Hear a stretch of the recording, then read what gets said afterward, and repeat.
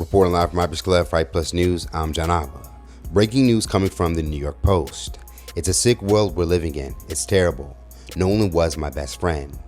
Those are the words from one of Nolan Wells' white friends, Warren Hudson, who has been publicly criticized for weeks after Wells' mysterious death and disappearance. Hudson, for the first time ever, would break his silence and appears to be ready to respond to accusations that he, along with others, may have fatally attacked Wells at some point during a trip to Horn Island, Mississippi on July 4th. If you can recall, Wells would end up going on a trip to Horn Island with a group of friends, including Hudson, in which later that day his friends would return, but he would not. Now this would go on to spark immediate questions and concerns from Wells' parents. After a 2-day search and rescue, Wells would be found washed ashore on July 6 around where he was last seen. Now, what would occur after his disappearance from several people, including his family, would be considered questionable, such as Wells allegedly leaving his phone with his friends while wanting to stay back on the island because he met a girl he liked, or his keys and phone not being immediately given to his parents, in which Wells' phone would reportedly have to be tracked down by a family friend. Now, in his new interview with the New York Post, it appears that Hudson is pushing back on claims that he would do something to his longtime friend, along with the dynamic of race being in connection to the case. He would continue with, "There's no facts out, just a lot of rumors. That's just how the internet is today. That's really it. It's horrible." Now at this time, it doesn't appear to be a lengthy interview, as the 2 quotes mentioned in this report are the only things that have been released from the story. But it clearly shows that Hudson is denying all claims made against him.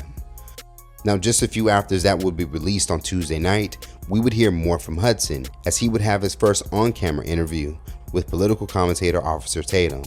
In the interview, Warren would describe Wells as a brother and reveal that it was nearly 30 people in their friend group that would travel to Horn Island that day. We had roughly 20 to 30 people coming on 3 separate boats with us. And so we were all following each other out there as one big group, 20 or 30 people spread out, where we all met at the dock before, and then we departed to go to Horn Island. It wasn't just, there were so many people, we had to split up between 3 boats, and we all left and all got there at the same time. I mean, Horn Island on the 4th of July is the most popular day to be on the water on, throughout the entire Gulf Coast. Roughly probably 2 to 3, maybe even 4,000 people out there. There were boats lined up off the island. I mean, there was 1 row of boats, and then there was another row of boats, and then there was a 3rd row of boats. Yeah. I mean, there was people lined up all up and down the island. So we were parked on the north side, on the west tip. It wasn't just there, but just where we were, I mean, there was easily 1,000 people. It wasn't just us. Nolan was on Wyatt Pyron's 22 Triton on the way out. Now, at one point in the interview, Warren would go on to express that he felt Nolan appeared fine every time they would speak on the island that day. I had a couple conversations with Nolan that day, and I talked to him and a couple of my other buddies in a group. I was not focused on anyone solely, like looking and pointing anyone out. I mean, I was talking to my friends that I haven't seen in a while from high school. I was talking from people I knew from college. I was talking to, everybody my age and even people older. I mean, it was just a regular thing. We're all used to this. We've been out to the islands before. My buddies don't just go out to the island on 4th of July, but they go out, every weekend. I talked to Nolan, and, Nolan was drinking. Everybody was drinking, most of everybody. And I mean, Nolan seemed completely fine every time I talked to him. We had just regular conversations. Nolan was making me laugh. I had a couple conversations with Nolan and Javon, Nolan and my buddy James. I talked to Nolan a couple times, but it wasn't like I was strictly sitting there talking to Nolan the whole day. I mean, there was hundreds of people I knew out there, so. Yeah. Now, just as Hudson would appear to describe departing the island at 4:30 p.m., as mentioned in reports, the interview would be cut short in order to tease a future clip. Now, if you can recall, Warren's stepmother, Judge Ashley Cole, would speak out on behalf of Warren when Wells' body was first discovered.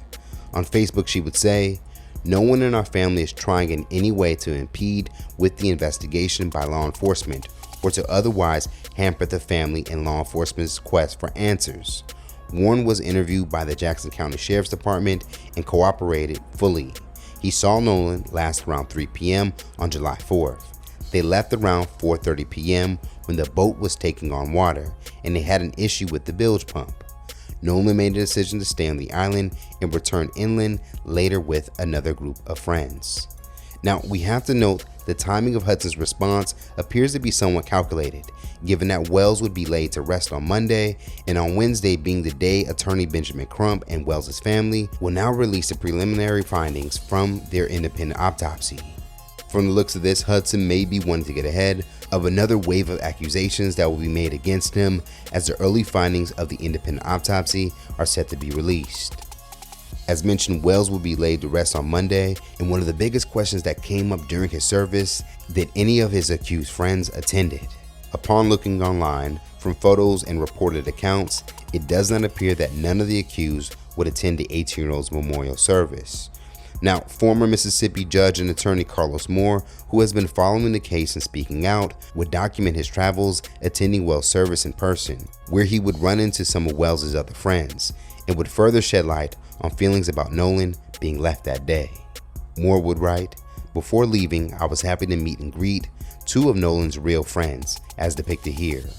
Real friends show up in moments like these and never desert someone on an island with no answers or accountability. Proud of these guys and praying for their continued strength as they navigate life without their guy, Nolan." We do know that justice swings one way when it comes to white people and another way when it comes to others. Talk a little bit about what can be done with this judge speaking out prematurely as a sitting judge. What could be done to her? I understand that there have already been judicial complaints filed against her with the Mississippi Commission on Judicial Performance. They should open an investigation, and they will make recommendations to the Mississippi Supreme Court on how she should be disciplined. Will we know anything about that from those complaints? How does that go? You will not learn it until something is filed with the Supreme Court. The Commission's investigation is private. So once it becomes public record, once it's filed, the recommendations are filed with the Supreme Court, and we would know there's going to be a hearing like it was. Now, as mentioned by Warren's stepmother, he is saying that Nolan wanted to stay back as a way to push back on any claims that he was deserted. From the looks of the case, it appears that Warren and his family are the only ones of the accused talking and defending themselves from any unfavorable allegations. It is unclear if Wells' other friends from the trip also plan to speak out. Now, for many, the findings from Wells' autopsy will help narrow things down on what happened to him that day and answer whether it was an accidental drowning with no witnesses or someone on the island would fatally harm him. The first results of Wells' independent autopsy is set to be announced this morning at the 117th NAACP National Convention in Chicago. Let's talk about it more in the comments below. Now that we've heard from Warren Hudson, how do you feel about his solo response? And should the other friends from that trip finally come forward to tell their side of what happened that day? Reporting live from Ibis Club, Fight Plus News, I'm John Appa.